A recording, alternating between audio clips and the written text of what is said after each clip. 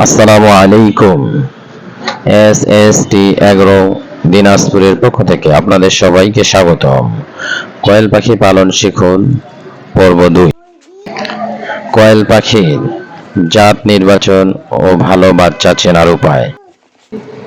কোয়েল খামার সফলতার প্রথম ধাপ হলো জাত নির্বাচন করা এবং সুস্থ বাচ্চা সংগ্রহ করা।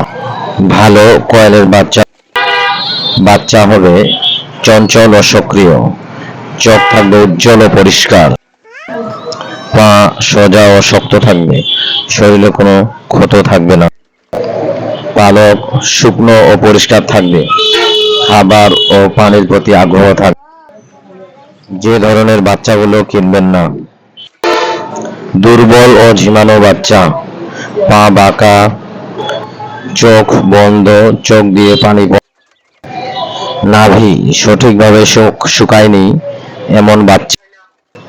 বর্তমানে মাংস ও ডিম উৎপাদনের জন্য ইউরোপিয়ান হোয়াইট জায়ান্ট কোয়েল পাখি অনেক জনপ্রিয় ও লাভজনক।